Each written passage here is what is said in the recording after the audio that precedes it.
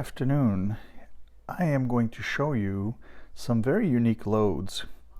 This is about being creative, and you can only do so many loads that are exactly the same. They're coal loads, or they're wood loads, or they're metal transportation loads. And I wanted to do something a little bit different, just to see something different going down the track. And I had to find some excuses for different things that I might be able to put onto my on my model trains. And a friend of mine came up with the idea of barn finds, which basically gives you carte blanche to do anything that you want. These were found in a barn, and then put on flat cars and transported to some museum somewhere. Now, of course, the thing that's completely wrong about this is that the canvas would have been completely destroyed by this. And so I had to find airplanes that I wanted to put on here that were plausible and that could fit on my ON30 cars. And so I ended up using World War I airplanes predominantly, sort of. And then I had some fun with them. So the first one is a Spearman. This particular color combination is the U.S. Army trainer, and you can see here I actually put a stack of dynamite with a plunger and a dog on the other side, and I'll talk about each one of these individually. The inside of these things are nicely detailed. These are just regular plastic kits. I just made sure they were 1/48 scale. The next one is a Spadman, a Spad, S-P-A-D, and it is a fighter. So I went from a trainer to a fighter. It's very small. Was French. It was used by the French, and you can see because the wings were so small, I had a lot of space left on the back and put some of the load on it. And then I went to the Havilland, which is got a unique story as well, but was used by the French, I believe. And it is a bomber. So I had a trainer, a fighter, a bomber, and you can see on the other side the bombs are still there. And that's just me having fun.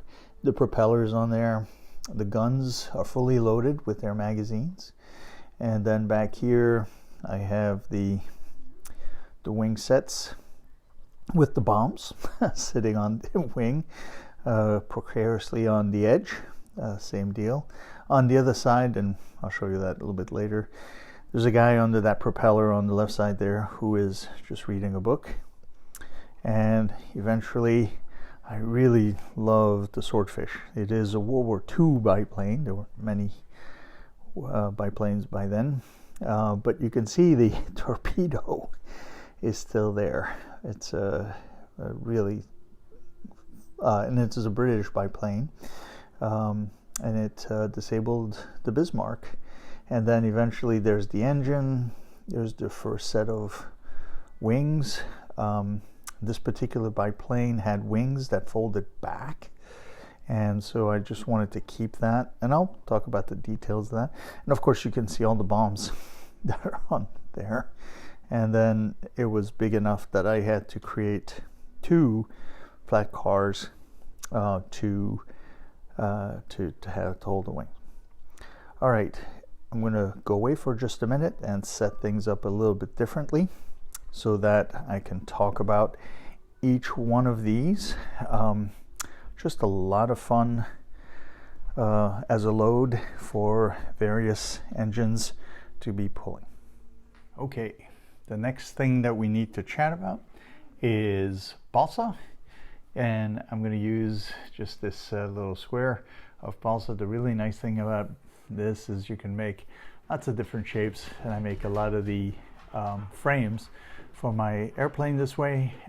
They take glue really well, and they took stain really, really nicely. The last thing that you will need is a razor knife a razor blade with a nice little jig that helps you keep things square. This is what I use to cut the wings, the plastic wings that come with the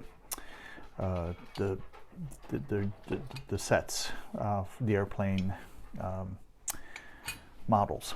All right, the first airplane I'm going to talk about is the Spearman. I had a metal version of this. I really like it. It's a U.S. trainer. It's a biplane World War I trainer. And it had some nice details in the plastic model. It takes one of these middle-sized flat cars. You can see the balsa jigs that I made for it. You can make it look like anything you want. And I have two in the back that are holding this, centering this, and then I make one in the center that holds up the body, and you can see on the inside there. Then on the front, you don't have to assemble it the way they give it to you, right? On the front, I have the flat, the engine with the propeller that is just put on a flat, and just glue it in place. And you can see I put a chain, a very small chain that I've rusted up to pretend that it's holding it down. This is a very nice trainer. The model was really nice. You do have to paint the inside because like if I'm keeping the tail off, you're going to be able to see inside, right? So there's a little bit more details in some way and a little less. And then I just painted it to look like what was on the cardboard box. And I believe the painting configuration for this one is the Army trainer. So quite nice. Under there was a second propeller. So whenever they give you more details, you just get to put them on, right? So I have no idea what this little bottle was, but it was part of the sprue in the kit, and I just added it in. All right, so I cut off the wings. Makes a very, very nice cut. It's very straight, but I filled it with glue and shavings from or dust from balsa, and then just painted that to make it look like the wings had come off separately. I make a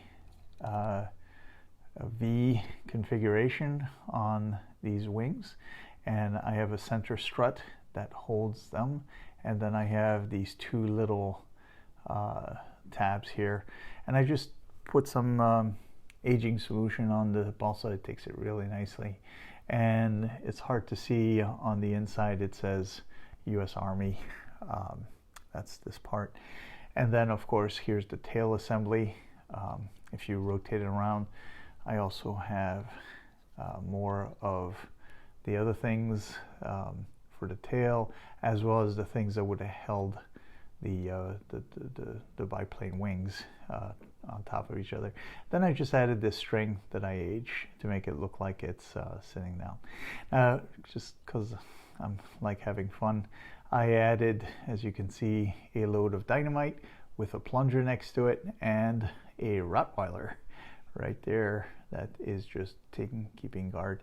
Just kind of having fun with this particular biplane.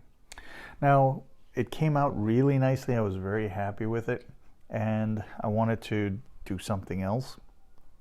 So I found this other biplane that would fit nicely my cars, and this is the Spad, the SPAD. It's a French fighter, right? So this is different than the trainer, but it is much smaller. So you can see there's a lot of space in the front. There's space in under. The engine actually came as inside the kit the way it is here, so you don't have the engine details available as part of the kit. And same deal, I just put, you know, this balsa frame that holds the top and the wheels off. The wheels are put on a flat pallet with the extra propeller that came with the airplane. Just again painted it the way it came. This one, the tail came molded with the plastic kit, so I would have had to cut it off and probably made a mess of it, so I just left it on as it is. And then I just added a couple of drums just to make it look a little bit unique. So just a lot of fun overall, and just added all of these decals that came with the kit on all of them. Again, colors are matched to what was available on the box, whatever that is. And then same deal, you know, here's the V, or the V-shaped or W-shaped things for the wings, for the biplane wings. A couple little tabs to just hold this in place in both directions. And then back here is all of the extra stuff for the wings. And again, I made a little wooden frame to hold everything that is being transported with this barn find.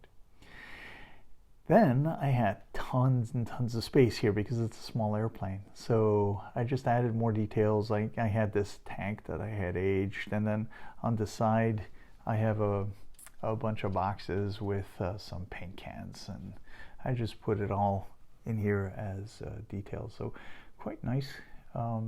Came out very nicely. And you know, each time I did one of these I went, wow, this is so cool, it looks really great. I can't duplicate it, I can't do any better.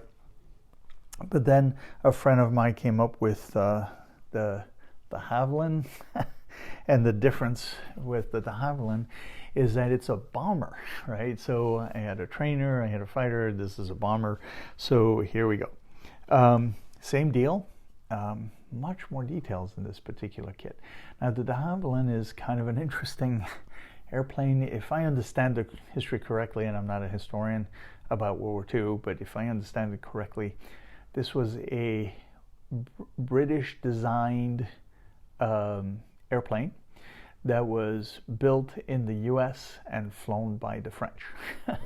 Now to add to this mishmash, turns out that the instruction came in some Slavic language that there's no way I could have understood. So I just followed the picture as best I could, and I painted it exactly as I saw it on the box, or as much as I could see on the box. But it is a bomber, and what you can see on the underside here is that the bombs are still on this the underside of the wings. And I also sprued out, just threw in various bombs that are just sitting on the deck that would have just rattled off if this was really real.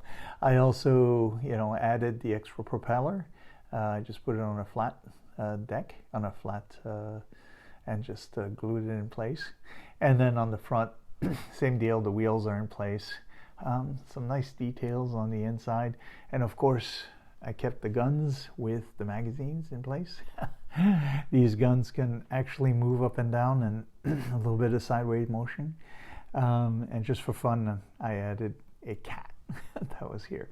Now, as you can see, it's a little long, right? It's just a little longer than this mid-size flat car, but it's going to work out just fine. And then, of course, there was the wings that I had cut off. Exactly the same thing as we've talked about. Here's that inverted W, maybe is what you want to look like. The same frames on the inside with the little tabs here.